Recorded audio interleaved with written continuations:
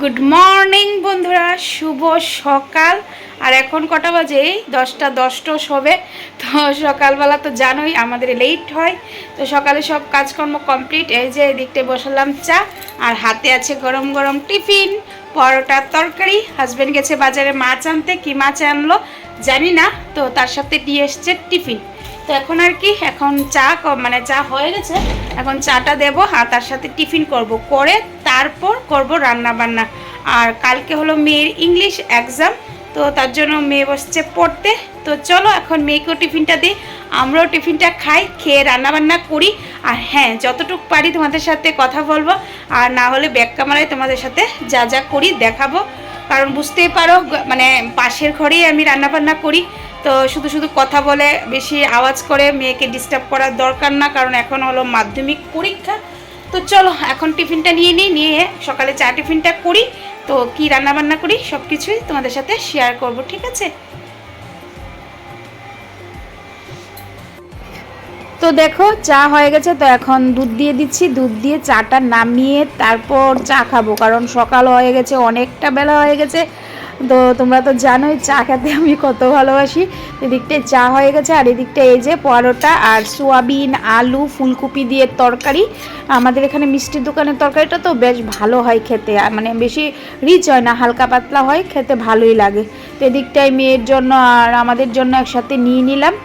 আর এদিকটায় তো চা হয়ে গেছে, তো এখন চা নিয়ে টিফিন ভালো করে বসে একটু টিফিন করব, করে তারপর করব রান্নাবান্নাটা। তো এদিকটায় দেখো চাটাও নিয়ে নিয়েছি দুজনের জন্য, আর এদিকটায় টিফিন। তো চলো চা টিফিন করে কি রান্নাবান্না করছি সব কিছুই তোমাদের সাথে শেয়ার করব। তো এখন দেখলে সকালে চা টিফিন করলাম, করে না রান্নাবান্না মোটামুটি কাজ গুছিয়ে নিয়েছি, গুছিয়ে কাপড়গুলো ধুয়ে দিলাম। এই যে আজকে বড়মশাইয়ের কাপড়গুলো সবগুলো ধুয়ে ভাবলাম যে না ছড়িয়ে দিয়ে আসি রোদে, তারপর না হয় রান্নাবান্নাটা করব। আর আজকে লাউ এনেছে, বুঝতে পারছো লাউটা মানে বানাতে কতটা সময় লাগে। তো লাউটা বানালাম, বানিয়ে লাউটা এখন ভাপানোতে বসিয়ে এসছি, আর এদিকটায় ডালটা বসিয়ে এসছি। আবার আনলো মাছের মাথা, মাছ, তো এগুলো ধুয়ে টুয়ে সব কিছু কেটে বেটে গুছিয়ে এসেছি। গুছিয়ে ভাবলাম যে না আগে কাপড়গুলো ছড়িয়ে দিয়ে তারপর রান্নাবান্নাটা করব। তো চলো এখন যাই নিচে গিয়ে রান্নাবান্নাটা তোমাদেরকে দেখিয়ে দিচ্ছি কি রান্নাবান্না করছি, তারপর রান্নাবান্নাটা করব। আর ঘরে তো বুঝতেই পারো কথা বেশি বলতে পারি না, কারণ মেয়ের এক্সাম। এখন মেয়ে বসে বসে পড়ছে, সিঁদুরটা দেখো কী অবস্থা, বসে বসে পড়ছে, কালকে আবার ইংলিশ এক্সাম।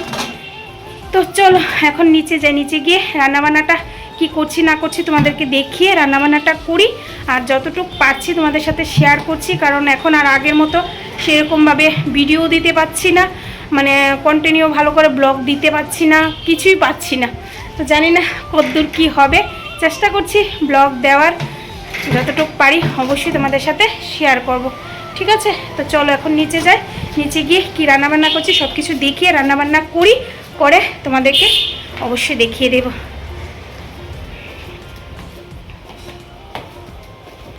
তো দেখো বন্ধুরা, এই যে এদিকটায় মসুরি ডালটা বসিয়ে গিয়েছিলাম, তো এদিকটায় মসুরি ডালটা এই দেখো সিদ্ধ হচ্ছে, এদিকটায় মসুরি ডালটা সিদ্ধ হচ্ছে, আর এই দিকটায় এই যে লাউটা বসিয়ে গিয়েছিলাম, লাউটা ভাপানোতে বসিয়ে গিয়েছিলাম, তো এদিকটায় লাউটা ভাপানো হলে তারপর এখন তরকারিগুলো রান্না করব। আর এই দিকটায় এই দেখো ফ্রিজ থেকে এখন বের করলাম, কালকে রান্না করেছিলাম সিমের বিচি দিয়ে আলু দিয়ে মাছের তরকারি, এখানেও 2 পিস মাছ আছে।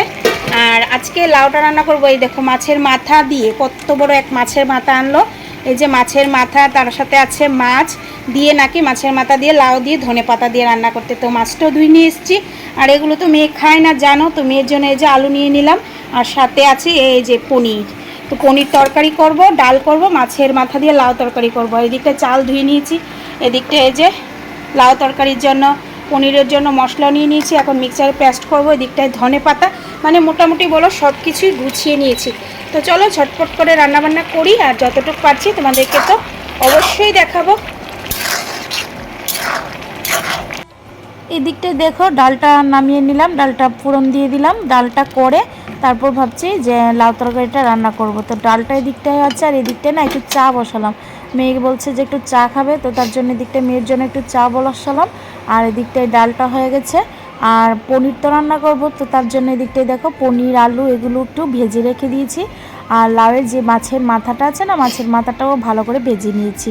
তো এখন ঝটপট করে ডালটা নামিয়ে তারপরে একে একে পনির তরকারি আর লাউ তরকারি এগুলো রান্না করব। তো দেখো এদিকটায় পনির তরকারিটা বসিয়ে দিয়েছি, আর অনেকটা বেলা হয়ে গেছে, তো তার জন্য দুই দিকে দুইটা কড়াই বসিয়েছি। এদিকটায় যে মেয়ের জন্য একদম পাতলা করে আজকে ঝোল করছি, পনির আলুর ঝোল। তো এখন গরম মশলার গুঁড়ো দেবো এটাই। আর এদিকটায় এই দেখো লাউটা বসিয়েছি, কারণ অনেকটা বেলা হয়ে গেছে, ভাতটা এখনও হয়নি। তো এদিকটায় লাউটা হয়ে গেছে মোটামুটি, এখন ধনেপাতা দিয়ে দেব। আর পনির তরকারি হয়ে গেছে, তো তার জন্য শেষে যেটা দিতেই হবে গরম মশলার গুঁড়ো, এটা দিয়ে আর একটু নাড়াচাড়া দিয়ে নামিয়ে নেব পনির আলুর পাতলা ঝোল। আর এদিকটাই বললামই লাউ তরকারি মোটামুটি কমপ্লিট। মাছের মাথা দিয়ে মাছ দিয়ে লাউয়ের তরকারি। তোমরা কারা কারা লাউ তরকারি খেতে পছন্দ করো অবশ্যই কমেন্ট করো। তো আমাদের ঘরের সবার পছন্দ, শুধু মেয়ে বাদে, মেয়ে খেতে চায় না। তো মেয়ের জন্য পনির আর আমাদের জন্য এই দেখো কত বড় মাছের মাথা দিয়ে লাউ রান্না করলাম। তো আমরা মাছের মাথা দিয়ে লাউ, আর এদিকটা এই যে ধনে পাতাটা আছে, এখন ধনে পাতাটা দিয়ে আর একটু নাড়াচাড়া দিয়ে নামিয়ে নেব আজকের লাউ তরকারি। এদিকটায় লাউ তরকারি মোটামুটি রেডি। আর এদিকটায় তো দেখতেই পেয়েছো ডাল হয়ে গেছে। আর এই যে কালকের তরকারিটা তো দেখেছই। তো মোটামুটি আজকে রান্নাবান্না রেডি। এখন ভাতটা নামাবো, নামিয়ে তারপর স্নান টান করবো, খাওয়া দাওয়া করব। তো চলো লাউ তরকারিটা একটু নাড়াচাড়া দিয়ে তরকারিগুলো নামিয়ে তারপর ভাতটা বসিয়ে দিই। তো দেখলেই বন্ধুরা রান্নাবান্না হয়ে গেছে, এখন বসিয়েছি ভাতটা হলে গিয়ে রান্নাবান্না শেষ হবে, কারণ প্রায় 2টা বাজে। ভাতটা হলে শাশুড়িমাকে খাবারটা দেব, কারণ উনি 1:30 থেকে 2টার মধ্যেই খাবারটা খায়। তো এখন ভাতটা হলেই ওনাকে খাবার দেব, তারপর স্নান টান করবো, আমরা খাওয়া দাওয়া করব। তো এইভাবেই সারাটা দিন কাটে, রান্নাবান্না ঘরের কাজকর্ম। তো চলো এখন আর কি ভাতটা নামিয়ে এই যে এদিকটায় কয়েকটা বাসন টাসন আছে, ওইগুলো ধুয়ে স্নান টান করে খাওয়া দাওয়া করে দেখি বিকেলে তোমাদের সাথে একটু কথা বলতে পারি কিনা। তো চলো, আর আকাশটা না মেঘলা হয়ে আছে, উপরেও যাব দেখবো কাপড়গুলো শুকিয়েছি কিনা, যদি বৃষ্টি চলে আসে আবার, তো তার জন্য দেখবো। তো চলো রান্নাবান্না যখন শেষ, তা এখন স্নান টান করে খাওয়া দাওয়া করি, পরে আবার কথা বলছি। গুড ইভিনিং বন্ধুরা, শুভ সন্ধ্যার এখন কটা 7টা 7:30 বাজে। তো এখন বসে বসে আলু কাটছি, আলু পেঁয়াজ কাটছি। তো কেন সেটা তো তোমরা বুঝতেই পারছো। এই দেখো এখন নিয়ে এসছে আবার চিকেন, এখন নাকি চিকেন রান্না করতে। তো তার জন্য আর কি চিকেনটা ধুয়ে নিয়ে এসছি, এখন আলু পেঁয়াজ কেটে। দুপুরে তো কী রান্নাবান্না হয়েছে দেখতেই পেয়েছো। তো দুপুরে যা সব কিছু রেখে দেবো, কালকে খাবো। আর এখন একটু চিকেন কষা করব, আর তার সাথে ভাত খাবো, মানে ভাত করব। তো চলো এখন আলু পেঁয়াজ সব কিছু কাটাকুটি করে চিকেনটা রান্না বসাই, আর রান্নাটা হলে অবশ্যই তোমাদেরকে দেখাবো। তো চলো তোমাদের সাথে কথা বলতে বলতে কিন্তু আলুটাও কেটে নিচ্ছি। তো চিকেন রান্নাটা রান্নাটা করে তারপর না হয় তোমাদেরকে দেখিয়ে দিচ্ছি, ঠিক আছে।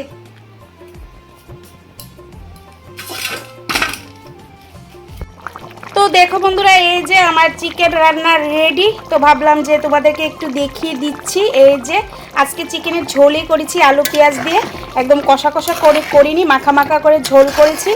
এই যে চিকেনটা মোটামুটি হয়ে গেছে, এখন গরম মশলা গুঁড়ো দিয়ে নামিয়ে নেব।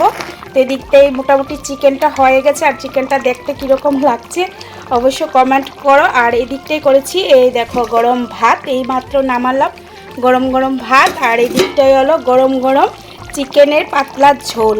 তো চলো চিকেনটা নামিয়ে নিই, নামিয়ে তারপর তোমাদের সাথে কথা বলছি। তো বন্ধুরা এই যে দেখো চিকেনটা হচ্ছে, আর একটু হলে গরম মশলা গুঁড়ো দিয়ে নামিয়ে নেব। আর এখন কটা বাজে, এখন তাড়াতাড়ি হয়ে গেছে আজকে রান্নাটা, এখন মনে হয় প্রায় 9:30 বাজে, আর খেতে আরও দেরি আছে।